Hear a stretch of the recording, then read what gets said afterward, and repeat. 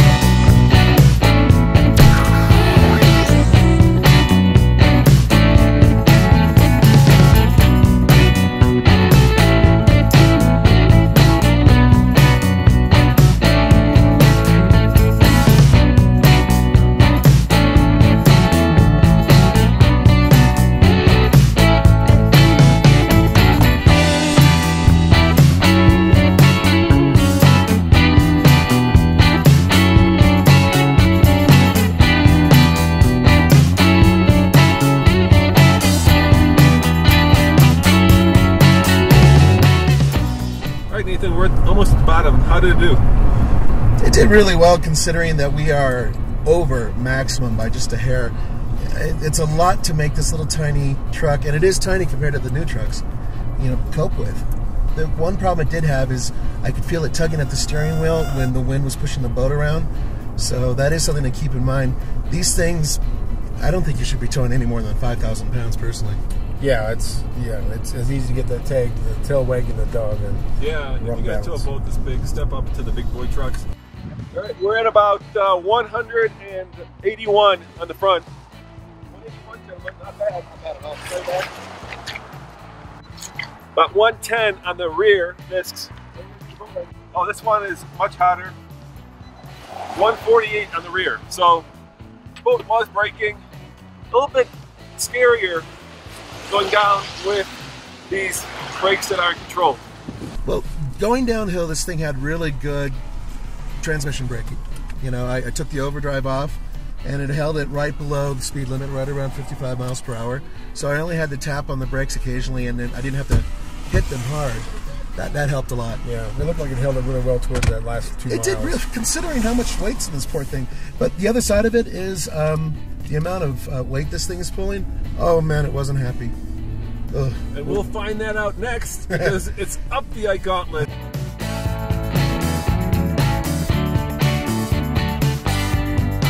Under the hood of the Frontier is a 4-liter V6 that puts out 261 horsepower and 281 pound-foot of torque. And I've got a feeling we're going to need all the power that this little engine can muster to tow that big boat up the Ike Gauntlet. Now keep in mind, this is mated to a 5-speed automatic transmission and there is no tow haul mode. All right, gentlemen, into the abyss, no, into the Eisenhower Tunnel once again. This time, our very first time towing in a mid-sized. Look at that! The guy just threw it right out his window. Wow! Yeah, can you believe that? Good thing we had a camera rolling. What a pig, huh? I got something to say to you, pal. So, timer has started officially at the beginning, and we will get our very first time in the Nissan Frontier PRO-4X. Come on, little guy, you can do it. Yeah, it feels like it's pulling good. It's pretty high RPM, almost 5. This is kind of like the Titan in our last matchup, the little train that could. Yeah. With so many gears it actually gets to use out of 5. That's probably the only animal left out there, the 5-speed automatic. Yeah, and my foot is all the way down, and we're almost at 60. All right. We're at 60. Once again, this part of the Gauntlet is pretty easy. It's pretty flat. It does kick up to about 7%, which is the highest allowable grade on a U.S. highway. I actually have to let off a little bit. All right, fair enough. This is the top-of-the-line PRO-4X version of the Frontier, so we got a lot of off-road goodies on here, including protection underneath the truck. Back here we have a bed extender, we have a lined bed, and we have upgraded shocks and wheels and tires. None of that's going to help us today towing up the Ike Gauntlet. Trying to keep momentum going. That's the key for a little truck like this. It's beyond its maximum.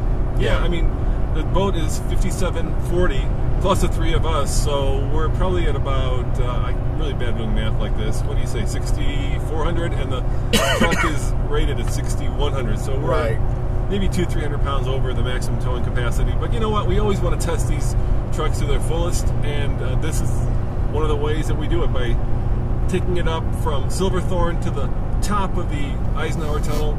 That's about 9,000 to about 11,000. And that means that we're losing air pressure, which means we're losing horsepower.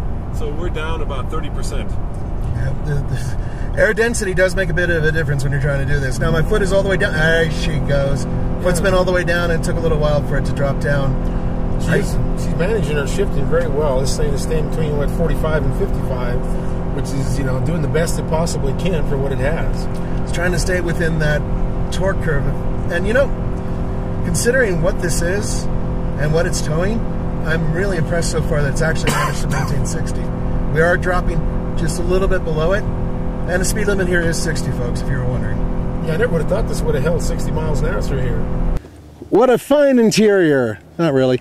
It's not a bad interior, I suppose, if you think about it. I don't mind getting this dirty. That's the way to think about it. I don't mind mud being sloshed all over the inside. That's a good way to look at it, too.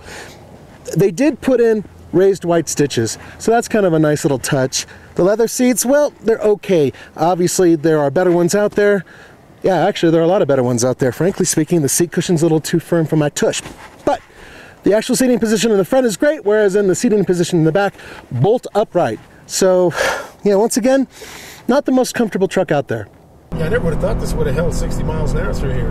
That's very impressive for what it is. This is momentum. Someone pulls in front of me, then everything, all bets are off. That's the way to put it. What's our air temperature? We're below 40 degrees, so we have a little cool air coming in. 43. Yeah, we're 43 degrees right now, so yeah, it is a little bit cooler.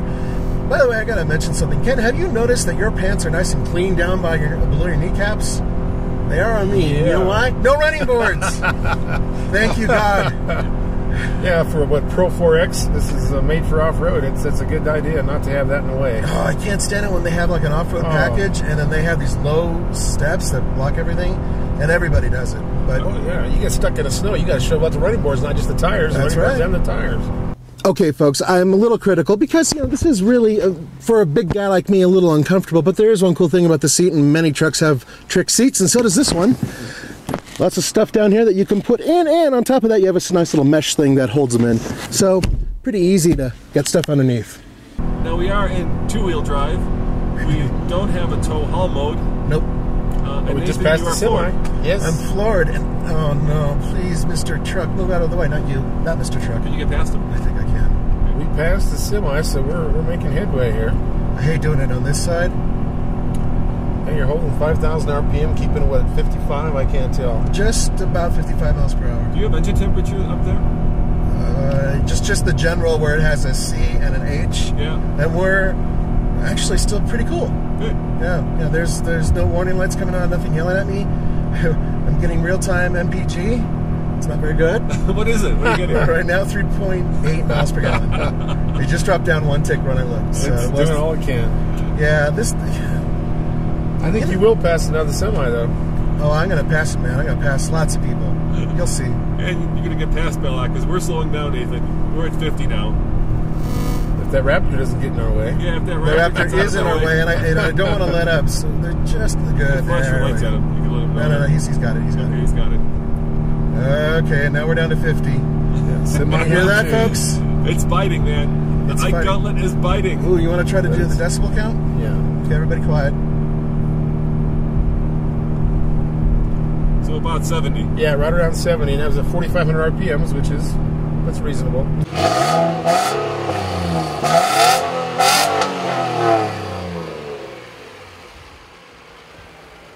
Well, it sounds okay, but keep in mind, this is one of the Nissan VQ series engines. It's been around for a long time, and frankly, I think it's time for a change. It's still doing a really good job. I feel pretty confident. It actually feels easier going uphill than downhill. And you mentioned that before, that sometimes going downhill in some of these trucks is really hairy.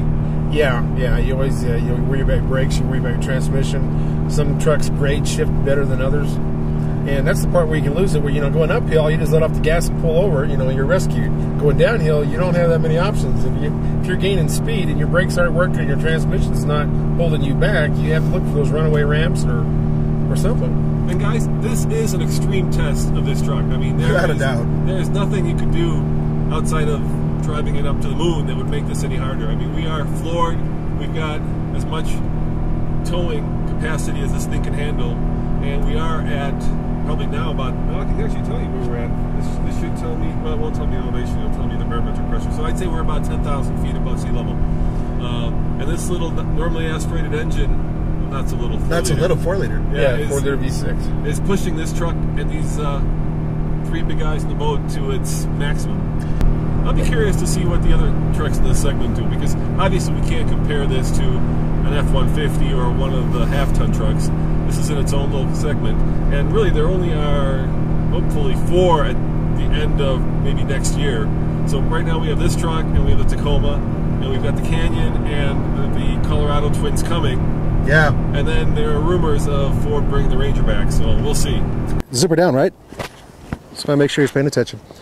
Rolling. Style. Well, not a lot of changes here. The biggest change that we've found is the wheels. Everything else is good old Frontier, which is getting a little long in the tooth. I've got this this knee in my back the whole time. It's really not comfortable back here. My head is hitting the ceiling, yeah. Compared to one of the bigger trucks, this is a nice small truck. All right, so we've got the boat hooked up to the PRO-4X Frontier. So let's see how much it squatted, and the official number is 48 inches. Okay, we're coming up to the top.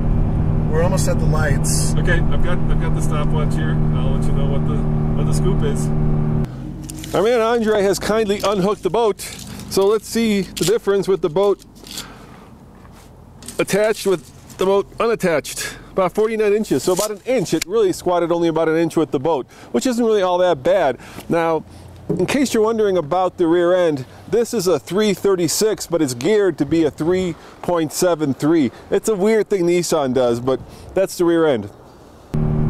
We're at just over 8 minutes right now, and the big boy trucks, I think our fastest was under 7:30 actually, if I recall. So that gives you a sense of how much slower this is, and we're going to be probably a full minute slower than half-ton can do this. Well, we're doing about 40 miles an hour, so it's not liking this one bit. No, past our third semi. Let me know when we come to the lights, Nathan. Almost there. About 250 yards. Come on, baby. Come on, you can do it. You can do it. Still over 40. Still over 40. And now we're leveling off. All right, and now. Okay, got it. On the Frontier, it does have a Class 3 hitch, so you're set for a lot of trailers, 5,000 and under with this, and it has good cargo management. It has the rails that Nissan brought to market with all their trucks, which I really like, holding things in there instead of hitting somebody behind you. It's also got a bed extender, so you can actually haul a little bigger items in it than you can without it. Now also, if you let the tailgate down, you could actually fit in this small bed, an ATV four-wheeler with it sitting on the tailgate.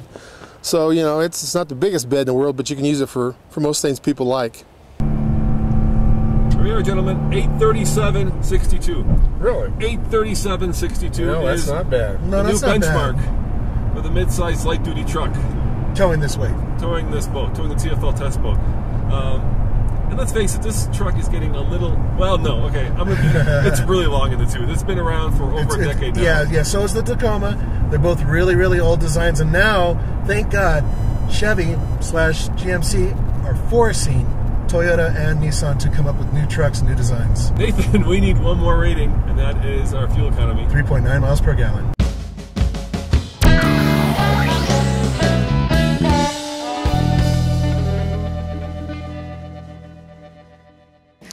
All right, guys, that was, well, painfully slow would be one way to call it, but I suspect compared to the half tons, these trucks you know, are built to tow, but mainly ATVs and very small lifestyle activity vehicles. Yeah, I think you should keep it under 5,000 pounds. I think the truck will be happier, and so will you.